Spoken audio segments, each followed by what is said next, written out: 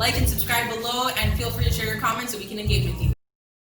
I'm Jake Lawrence. This is Jake Out Loud, and with me for this episode is December Rose, singer-songwriter. Hello. How you doing? Good, and you? Good. Let's start off with the easzy stuff. December Rose, the name.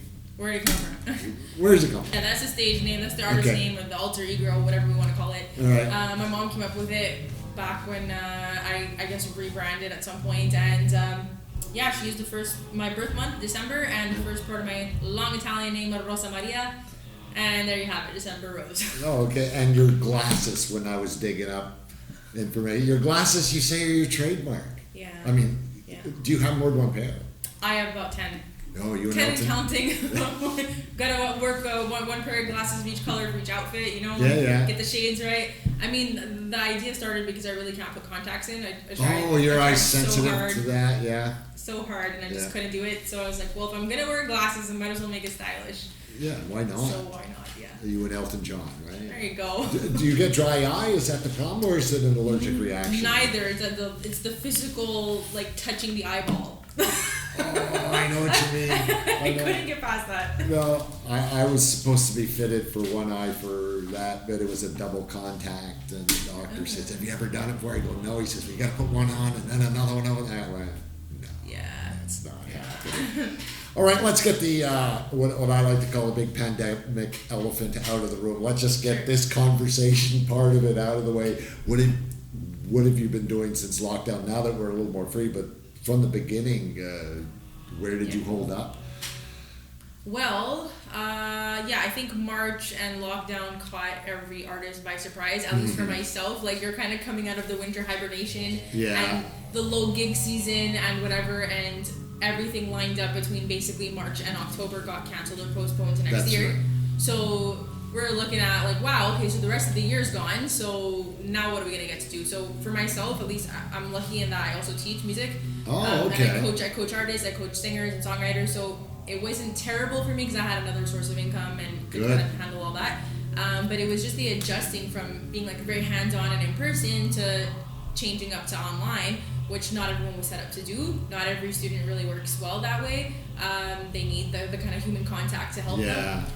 But also just, I think it was a lot less motivating for me too. We're there and you're losing the energy, you can't express the same way. But I'm grateful that I was able to pull through on that. So now looking forward, I guess I've just been kind of working on my music projects and handling everything I neglected before. Yeah, catching up on stuff. Yeah. So it really wasn't terrible for me. I'm pretty lucky in that. Do you have new music coming out? Did you write any songs or get together with any of your fellow musicians to create some new songs? Yeah, I did a couple of like virtual sessions. Yeah. And I tried to finish up some old songs that I had started some new ones. But I think mostly the focus was figuring out how I was going to complete virtually the songs that I had already started that I was thinking about putting on the album, which was supposed to come out in September. And now it's postponed to somewhere early 2021 because it's like significantly delayed some of the production process. But I think it gave a good chunk of time to just think about the vision and is this song really appropriate? Is this still me? Is it representative of my message? Is it, so many questions.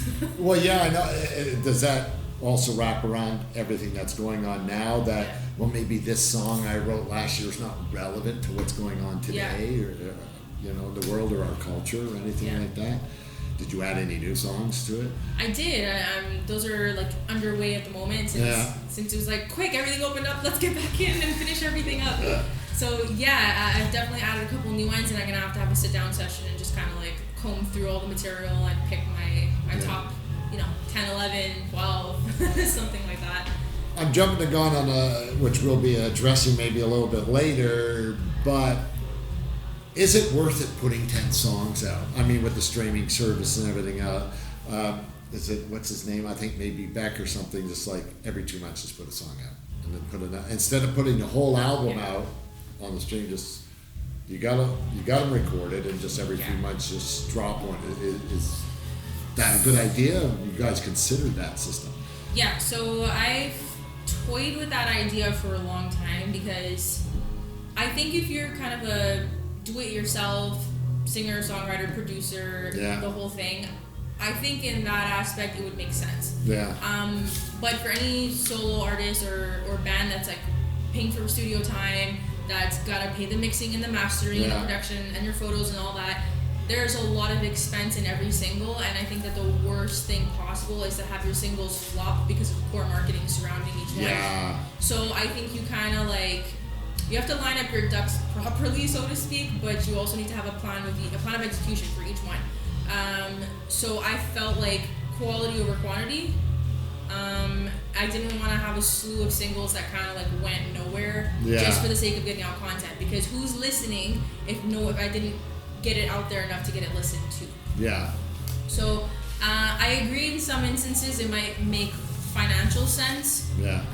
To bang them out quickly every month, every 6 weeks, fine. I didn't feel like that was the appropriate strategy for my releases, so I've been kind of like spacing them out and just building a lot campaign wise around like interacting with people and blogging or like sharing personal stories and stuff like that. Oh, okay. And we don't all have the Taylor Swift machine behind us. I mean, I'm reading through Rolling Stone where every day there's something on her which she's putting out now, and I still think she's been cloned. I think there's a few of them out there. There's one in LA, one in New York, one backstage, one. Seriously. Let me talk about or mention your achievements. The new Music Weekly, New Artist of the Year. Thank you, which is really good, which you were up against or alongside Billie Eilish and Shawn Mendes, which is a great achievement. You also were a Juno Awards judge. Tell me about that. That was a pretty cool experience. It started in 2018. I saw an ad for it on Facebook. They were like recruiting new judges for the 2018 edition. So I applied. I thought nothing of it, and then I got an email back that I had been selected, and so I was like, wow, this is cool. So it was great because you kind of like get exposed to a lot of musicians and artists that you wouldn't have maybe heard of otherwise. Yeah. And I think it was cool for me to just get the flip side perspective. Mm-hmm. Every artist wants that kind of nomination or would love it. Winning changes your life. So it was cool to feel like I was influential in someone's life getting changed that year. And I kind of just got onto the panel, and I've been kind of just doing it. And do you continue to do it, or is it just a 1 year thing? Yeah, no, I continue to do it. Oh, really? Yeah. Do a lot of artists know that you're on? No, I don't. You? No, I don't use my artist name. I use my like personal actual name.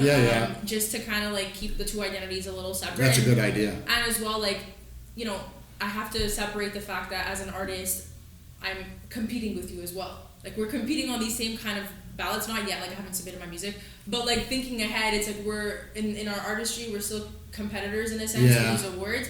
But on a personal level, I feel you as a human and as a fellow artist that these things really mean a lot. So it's been really cool. But do the Junos think, for example, it raises the question, you're a judge, but let's say you wanted to submit your song, which we'll talk about in a minute, Raise Your Voice, for example. Yeah. You want to submit that song, but they say, oh, but you're a judge. Is that a conflict of interest there? Totally. So I would not be allowed to adjudicate for the category I've submitted into. Okay. But I also don't know the other judges. Like, we're all scattered like kind of around Canada, so we don't know each other. Right. So it's not really the situation where like, hey man, can you vote in this category for me? Like, it's not it's not a hookup situation, like cut me a favor.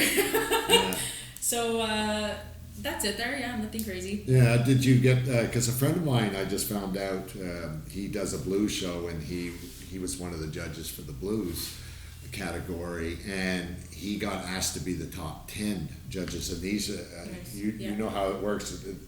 You guys all vote, and then the vote goes to these guys, right? And so he got to vote in that category as well, but he said that's why I asked you earlier, it's a one-shot deal. If you go to the top 10 judges, you can only do it once.